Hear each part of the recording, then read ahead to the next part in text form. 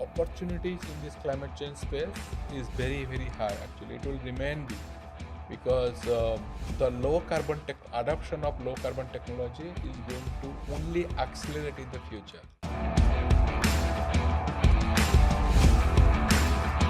Offers of job opportunities for everyone, okay, not necessarily only to finance professionals.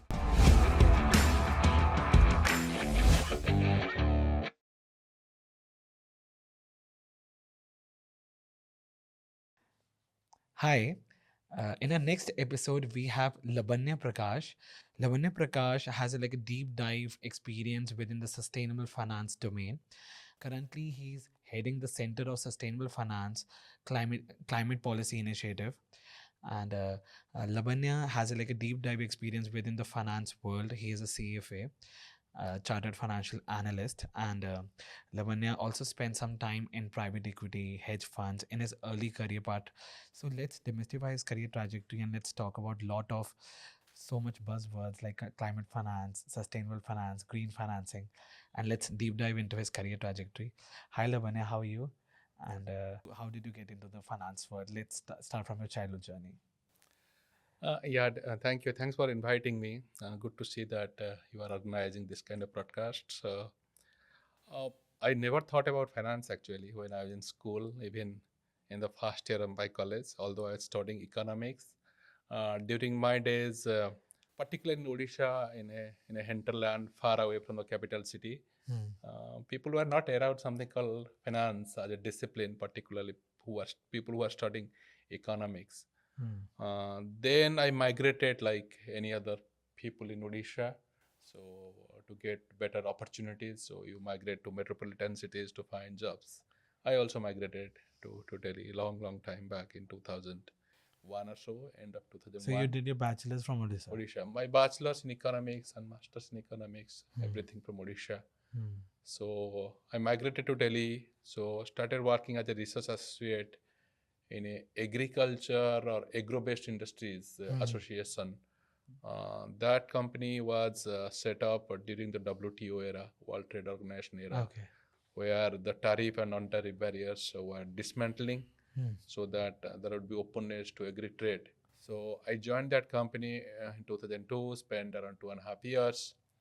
But my finance career actually started in 2005 as an equity research analyst.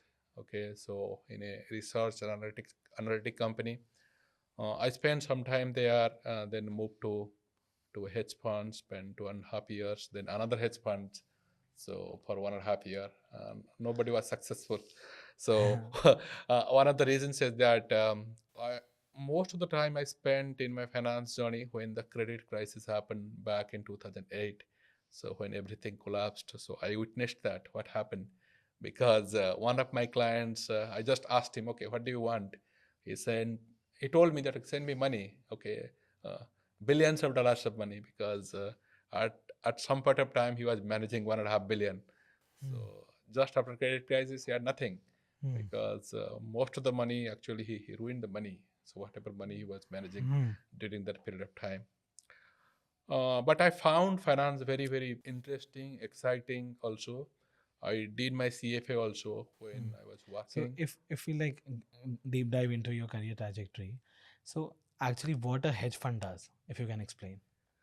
No, hedge fund, when it started in 1960s, the idea was to hedge your money. Irrespective of the movement of the stock market, you will gain something, okay, by hedging the fluctuation of the broader market index. So that was the idea of hedge fund when it was set up in 1960s. But it changed over a period of time. There are different types of hedge funds.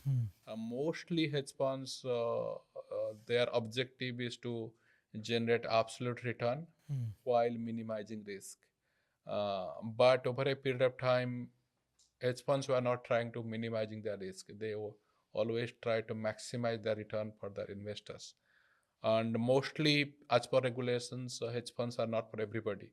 Only sophisticated investors are really allowed to invest in hedge funds. And most of the successful investors are, I would say, they started hedge funds. But after 2007-2008 crisis, the excitement working in hedge funds actually diminished, I would say. So it was exciting between, let's say, 1990s to 2007, 2008. But the excitement was over actually, because there are not easy money available in the financial market, because hedge funds in particular, they were leveraging their own proprietary capital to maximize their return. But it was not easy for them just after the crisis. And as I said earlier, many hedge funds are taking a lot of risk. And when you take a lot of risk, you will be exposed to risk actually. If something happens to the market, so your own money will be gone in a few days. Yeah. So, how was your career trajectory post the crisis, the global financial crisis? Like you stood in the, like you stayed in the this hedge funds, or you get onto some other kind of roles where you're looking out to learn new skills with respect to within the finance world. How was your thinking mindset at that time? Because that kind of thinking mindset requires right now also, because of the crisis that we are going through, the global economic downturn and stuff like that. Yes, because the experience I gained during that period of time definitely helped me actually to stand against anything which you don't expect in your life. Because I witnessed people who were closely working with me, or I was working for them. I would say that. So they lost money, a lot of money. Yes, after that, actually, I try to learn new things, new expanded my knowledge base and acquire new skills, so that I can excel myself in the financial services industry. Although I continued to work in hedge funds couple of years, starting from 2010 to 2012, even in 2013 and 2014 as well, because during that period of time, IT or IT related stocks were, or I'll say companies like Facebook were very famous during that period of time, or Google or so. So I continued to work in hedge funds, but I realized that it's extremely difficult to beat the broader market all the time, because all the time the hedge fund managers, the expectation from them was you need to beat the stock market all the time. When I say stock market, the broader stock market. But it's extremely difficult actually, very, very difficult to continuously beat them. So yeah, I realized that, I mean, in 2014 or 15 or so. So that realization also helped me. Okay, don't take excess risk in your life, be it professional life or personal life. Okay, so it's important uh, to see your appetite, how much risk you are allowed to take, how much capital your funds currently have. Okay, and how much risk you can take. Otherwise, if you take too much risk, you'll be destroyed. So I applied that in my personal life as well. Okay. So one thing that I would like to go through. First of all, how are the hedge funds placed in India now? Like we look at lucrative jobs, salaries, like it's an incentive to us. So how is now the picture, real picture within the hedge funds, and while you were working, and like what sort of salary ranges can someone think of who is pursuing a CFA or a master's in finance, like to embark on a hedge fund, and what sort of a role and structure a hedge fund and teams have? I would not say that you look for opportunity in hedge funds. As I said earlier, asset under management in hedge funds are no more growing, very frankly. But there are opportunities in other finance areas like private equities or venture capitals or so, even non-banking financial companies as well. But private equity and venture capitals, and also hedge funds, but to a limited manner. As I said earlier, hedge funds were quite exciting. So between in the beginning of 1990s towards 2007, 2008 or so, but no more. I would say no more.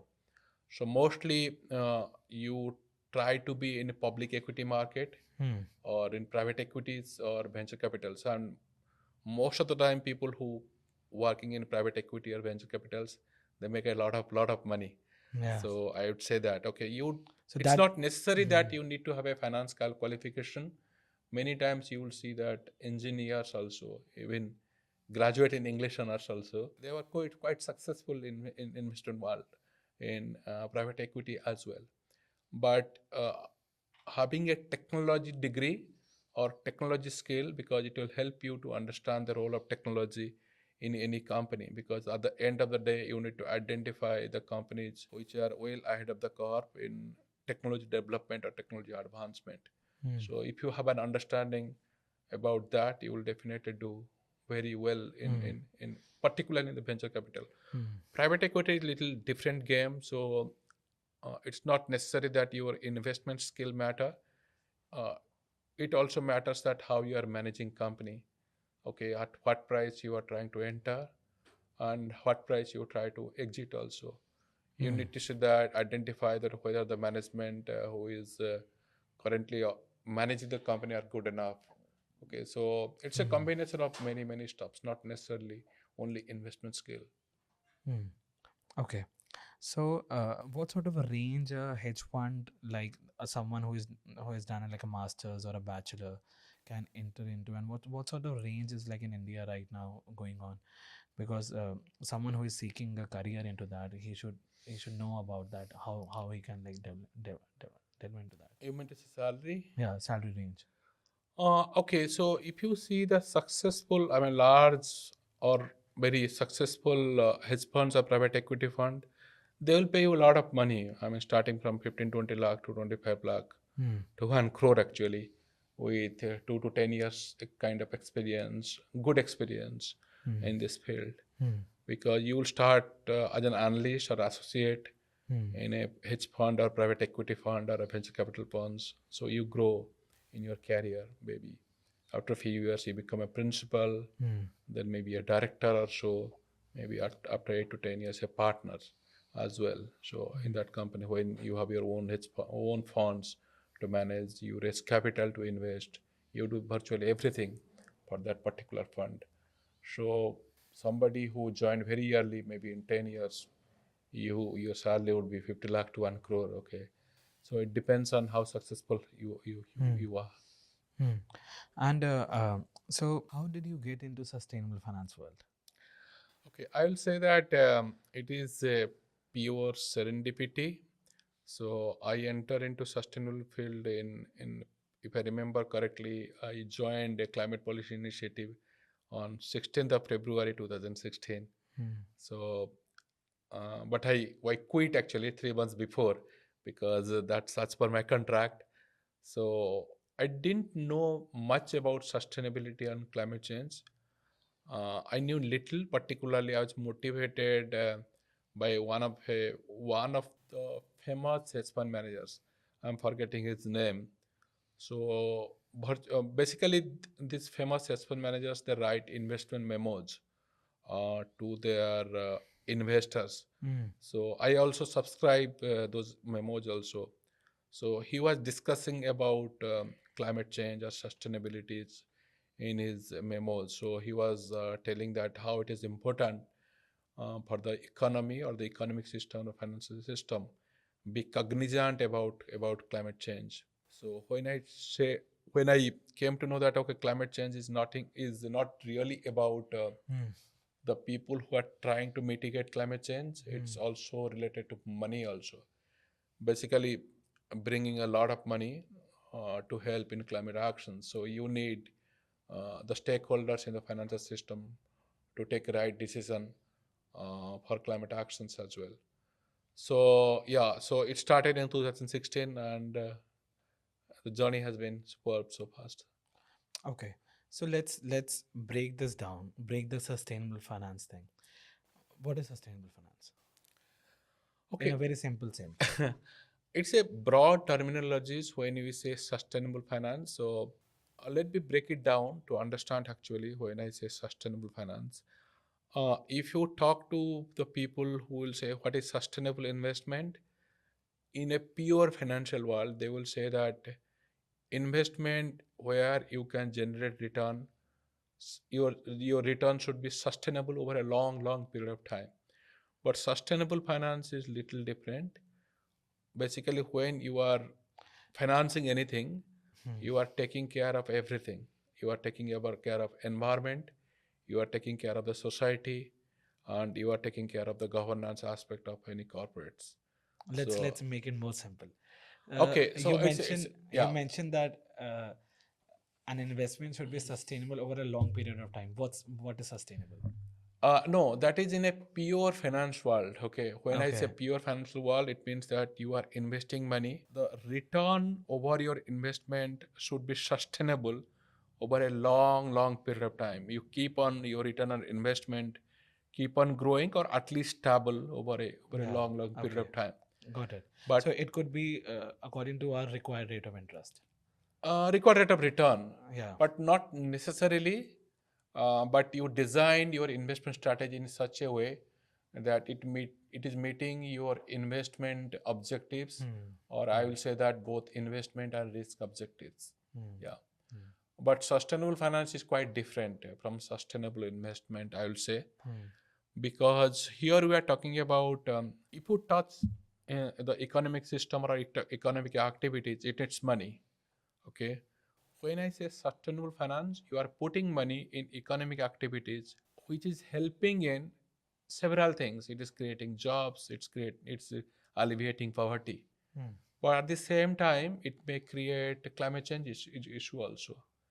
So I'll say that the finance which is helping everything, starting from climate change mitigation to climate change adaptation to society to governance. So I'll say that sustainable finance, or at least not harming one of the, I will say, pillar of sustainability. So if I see the pillar of sustainability, it's broadly it has been divided into three pillars: climate change, then society, then the governance aspect.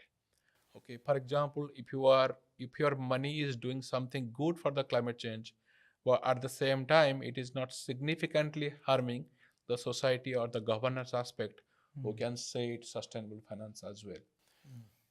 But it's very difficult to identify, also not difficult exactly, sometimes it's confused, it confuses the stakeholders in the system, because they may not differentiate. For example, you are putting money in clean energy project, let's say in a hydropower plants, but the same hydropower plants, if it is adversely affecting the local communities, okay, it's clean, hydropower is clean, but it is adversely affecting the local community, you cannot call it sustainable finance.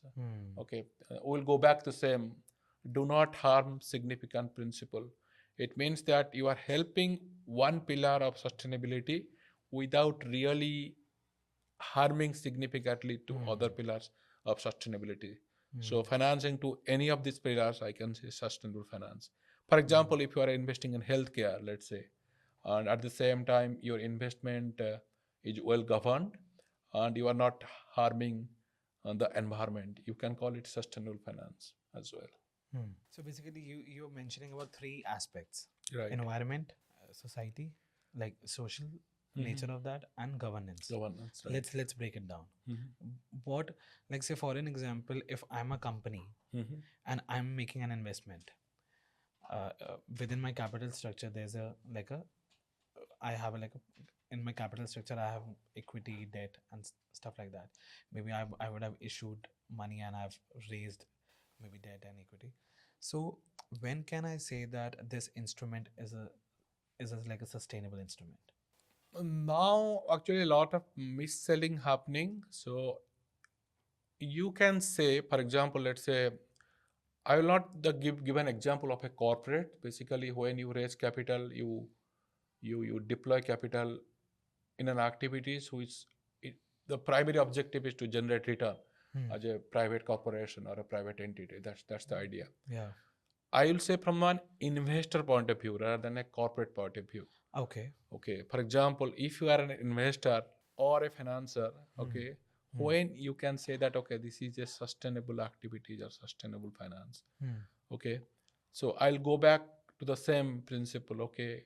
Do not harm significant. So if my money is helping in climate actions, Okay, you are deploying money in renewable energy, Hmm. clean transportation, Hmm. or you are deploying money to adapt climate change, Hmm. or you are deploying money for healthcare or schools, which is creating social goods. Okay, so we can call it sustainable finance. Uh, but nowadays in the financial market, there are varieties of financial instruments available. So through which co- corporates are able to raise capital and deploy capital in certain, I will say, recognized or certain allowed sectors.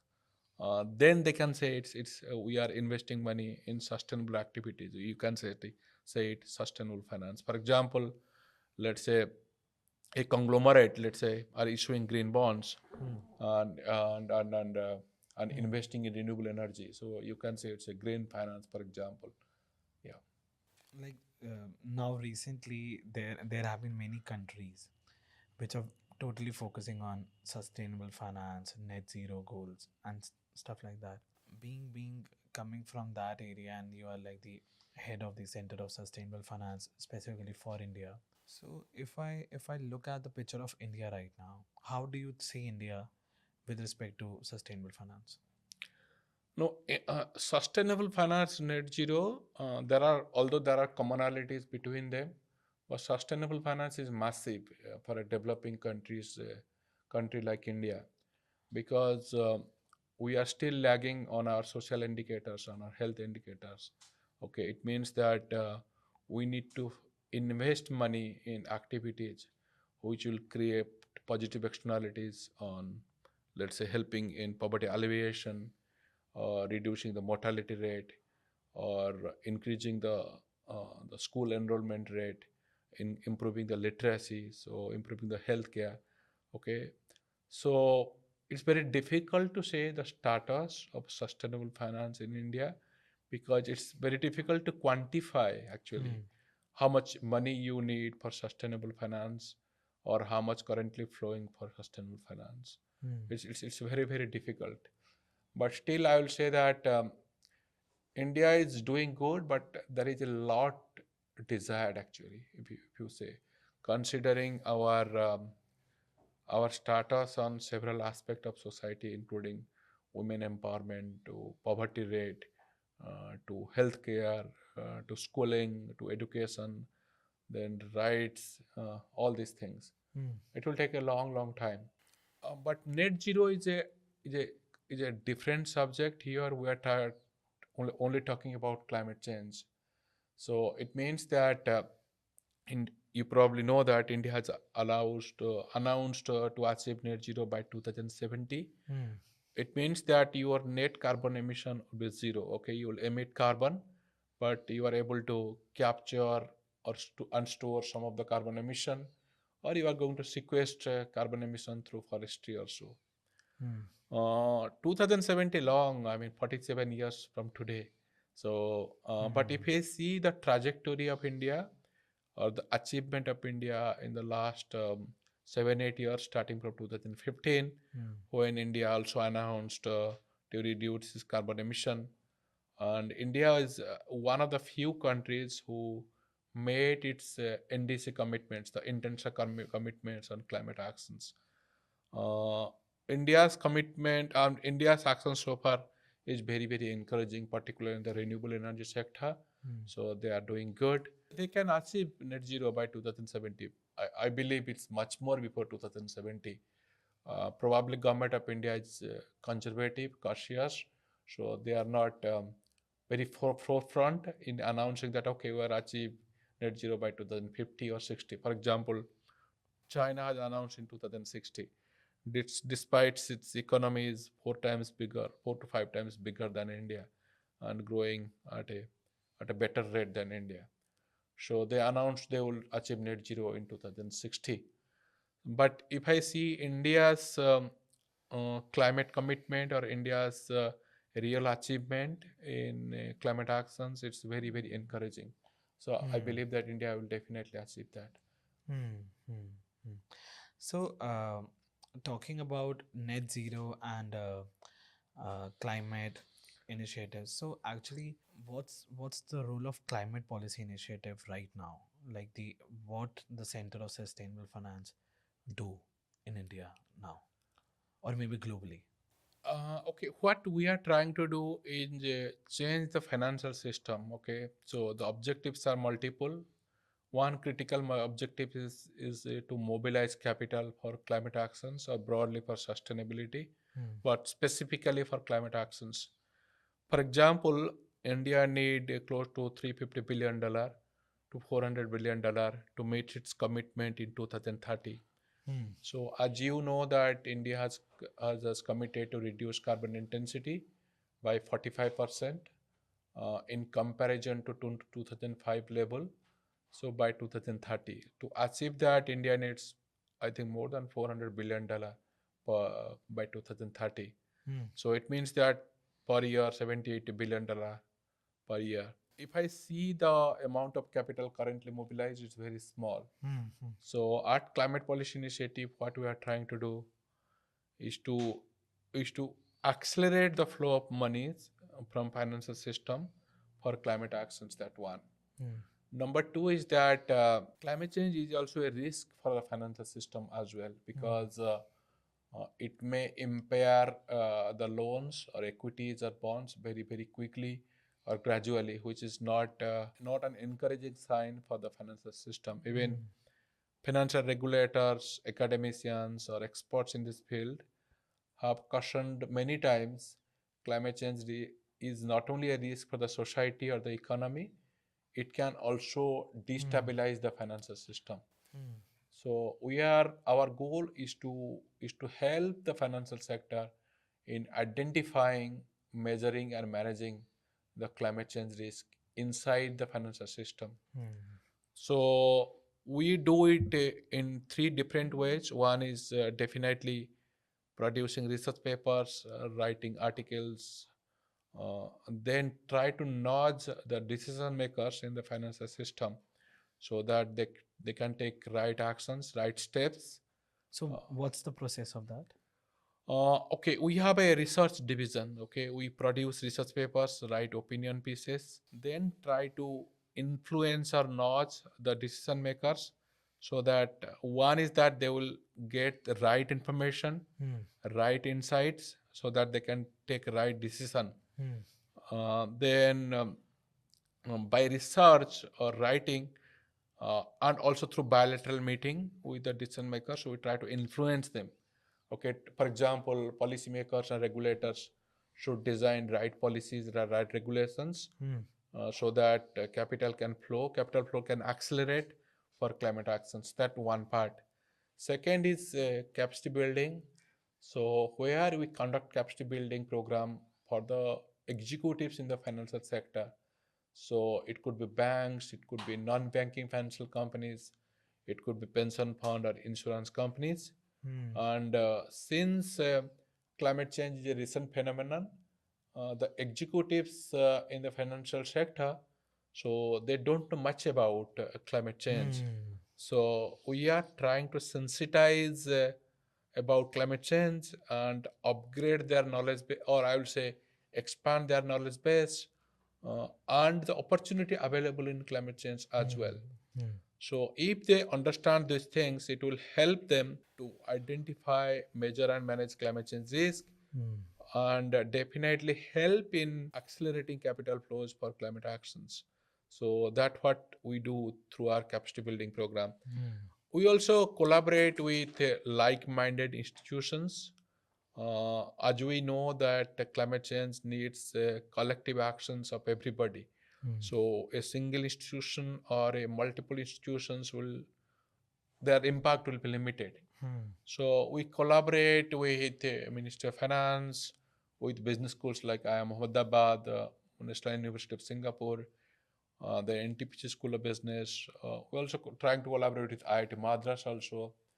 So the idea is that through collaboration also, so our joint resources of various organizations can come together, and it will help us to send the message more efficiently and effectively, and build a capacity in the financial system, and it will also help us in nudging the decision makers in the system as well. Hmm.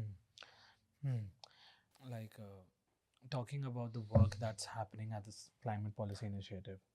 So there must have been kind of a progress that you would be going through currently in India. You might be seeing that like many now these days there are investments happening from off-road investments into renewable energy, Mhm. into infrastructure projects. So tell us something about that. The opportunity is massive. I will say, as I said earlier, India needs close to 400 to 500 billion dollar by 2030 Hmm. to meet its NDC goal and climate adaptation goal also. It means that there is a massive opportunity for investments as well. Okay, it is across the sectors which will play an important job in green transition. I will say Hmm. the opportunity could be renewable energy sector like solar, wind, or ancillary sectors which will be a part of a renewable energy ecosystem Hmm. like green hydrogen, battery charging station, or so. Hmm. Even new technologies as well. For example, clean transportation as well, so which also use energy. Hmm. So you will see massive opportunity both in clean energy, clean transportation, and ancillary sectors like charging Hmm. station, battery, or green hydrogen. In addition to the energy sector, you will find the new technologies like carbon capture storage or direct to air capture will also be important here in India. For India, Hmm. not only for India, for all the countries to reduce carbon intensity significantly to achieve net zero. Then you will also see opportunity in the recycling of Hmm. materials Hmm. and which are not commercially viable now. Maybe in the future you'll find them commercially viable Hmm. because through recycling you can reduce your carbon emission significantly as Hmm. well. Hmm. Okay, so there would have been many problems that you would be going through, like say currently while going through the journey of India, there will be resources resources are scarce. So there would be many problems that you will. So what are three prominent problems with respect to sustainable finance and climate related story in India? The bigger, I mean, the I'll say that key challenge is that the short-termism of investors, because all the time investors would like to generate quick money, which is, but on the other side, if I say the climate opportunities coming out of climate change, you need to be patient in that investment. You need to stay in the investment for a long time. So that's one of the challenges. Hmm. Uh, then the first challenge also, I mean, if you are not looking at a long trajectory, you may be exposed to certain kind of risk which may not be materialized in the short term, Hmm. which could be materialized in the long term also. Hmm. Hmm. Then second is that in India, so the policy and regulation particularly, so there is a lot to be desired. Okay.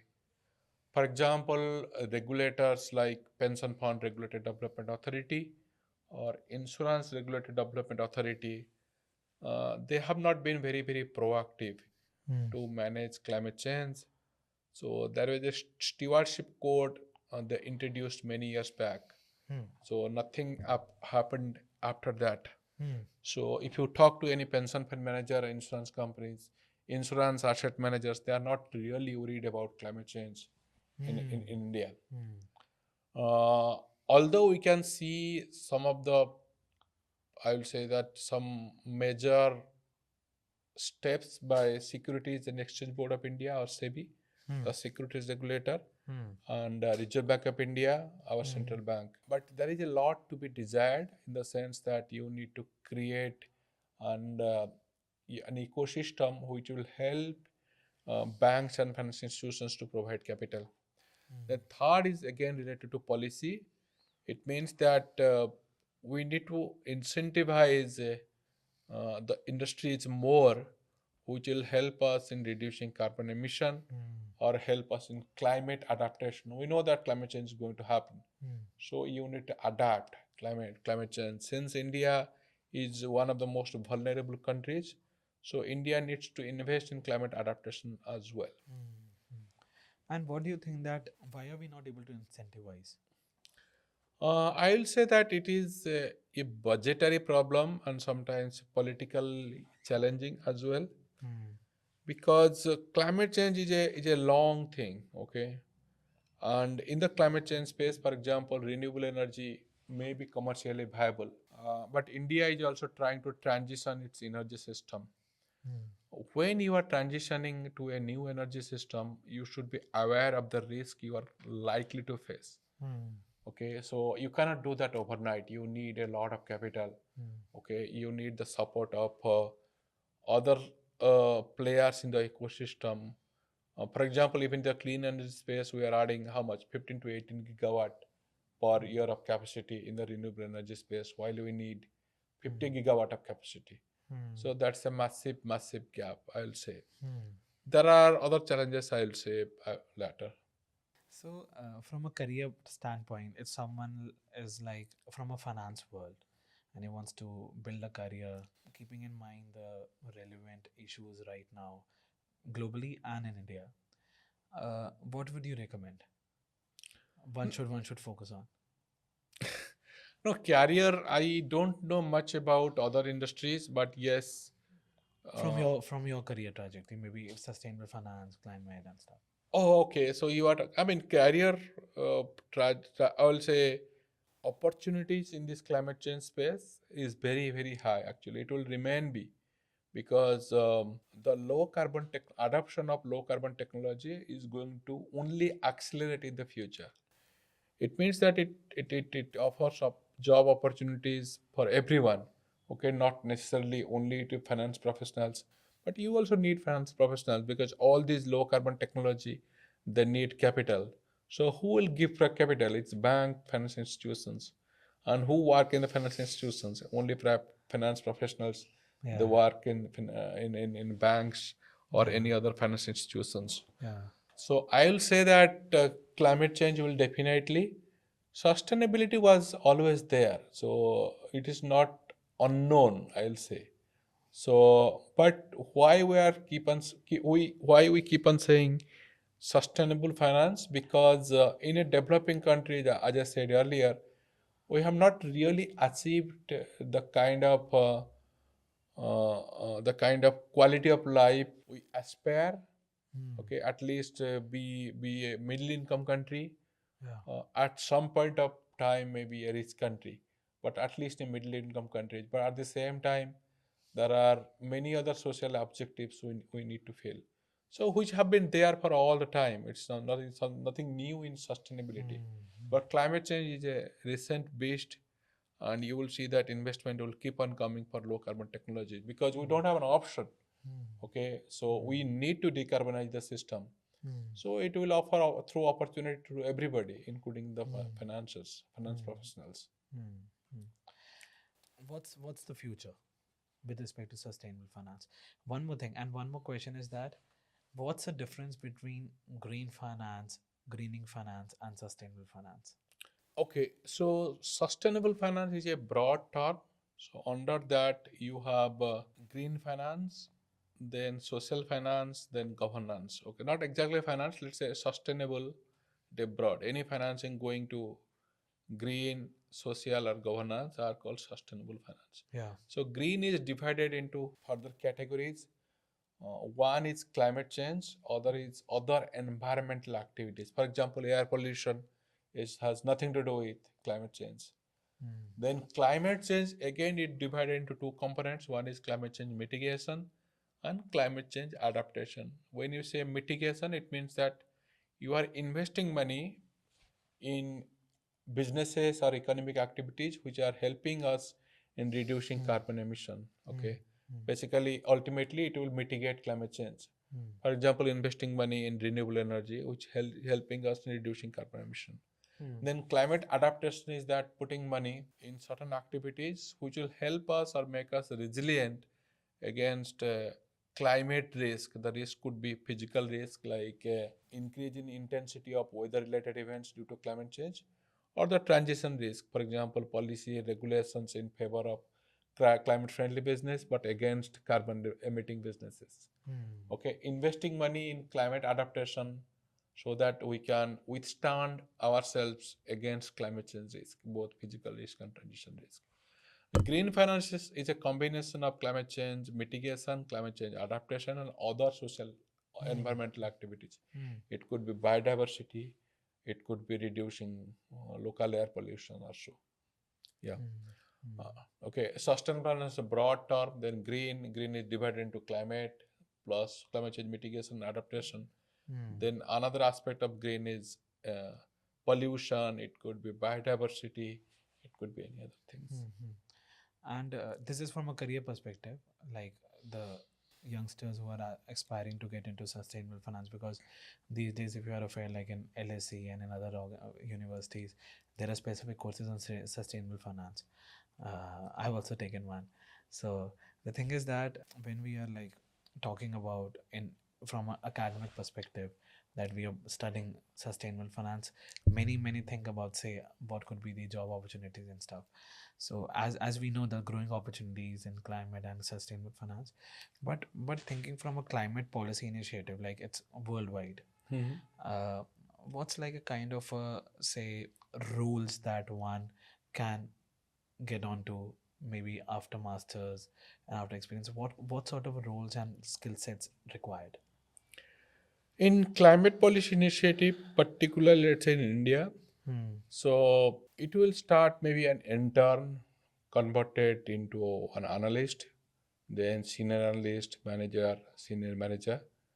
So we hire people, analyst, somebody who has let's say 1 to 4, 5 years of experience as an analyst, then senior analyst 5 to 10, then manager 10 to 15, then senior manager 15 years plus. The skill we're looking for, definitely some experience in the financial sector, not necessarily climate change, but more importantly, the person should be excited about climate change. Otherwise, very difficult for us to motivate, because whatever we do, we are self-motivated. We are driven by ourselves. So that's one. Number three is that it will really help candidates who can connect the climate change with the economy and the financial system. Somebody who understand, at least understand the role of different decision makers in the financial system. For example, what is the role of RBI in India? What is the role of SEBI? What is the role of Ministry of Finance? What is the role of, let's say, stock exchanges, or any commercial banks or pension fund or insurance companies? Some understanding about the roles, responsibility of these institutions, and the stand of these institutions concerning climate change. And if anyone have an understanding or good grasp of knowledge of these things, is definitely a very prospective candidate for CPI with some experience, I would say. And like, what's a salary range, if you can like share on the podcast? Not really. Okay. Okay. So, say if someone has like 3 or 4 years of experience in investment banking, or maybe something related to like World Bank finance and stuff like that, then it's like it doesn't matter whether he or she has like a climate related experience, but it's a good fit to start a career in climate and sustainable finance. Yes and no, I will say, but definitely experience in World Bank will definitely help, because the people in the World Bank, at least they have some ideas about climate change, about policy. In our company, we are trying to change the system. We are not trying to change a single company or so. Somebody who understands the broader picture, connect the dots between different kinds of institutions, policy and regulations, will definitely help. What kind of investment banking? Not necessarily that somebody who is coming with investment banking will help. Somebody even coming from non-financial background may help as well. But finance background, I'll say that somebody who is doing research let's say as an equity research analyst, or somebody who is working, let's say, in sustainable finance field as well, are also welcome. So in CPI, either we typically welcome people who have experience in the clean energy transition or sustainable finance. That's our preferences. For example, if you're a fresher, somebody who is trying to switch jobs from existing jobs to a job in climate policy initiative, we try to see that what kind of experience the person has, And what transferable. yes, how he can transform, whether he can transfer it very very quickly. That's good. That's good. Okay. I think we are done with major part of the podcast, and it's really great to have you. Maybe just like a from a career, because you have uh, like a very long career, like 2 decades of career, and you have been working in finance and sustainable finance now. What would be your like piece of advice for any aspirant, like young aspirants? Okay, if you want to build a career around sustainable finance or climate change, so it is important to understand the ecosystem of the financial sector. If you don't understand that, you may find a job, but you will struggle in your entire life. So you need to understand, as I said, the entire ecosystem, and the relationship between financial system and sustainability or climate change. So if you can able to establish a relationship, it will make your job easier. So at the end of the day, what we are trying, just transforming knowledge or sharing our wisdom or insight among decision makers. So all the time we try to generate something new, which will be interesting, or which would be help in influencing the policymakers. Like we're trying to do this with this podcast. Yes, yes. So Yeah. it is important to Yeah. do that way as well. So I will say that financial system try to connect with sustainability and climate change. And third thing, I will say that read as much as possible. Without that, particularly people who don't have a background in climate change, reading things will definitely help you. Thank you so much. Thank you. Thank you. It's a Thank you so pleasure to much. be here. Yeah, thank you. Thank you Thank so you. much. Yeah.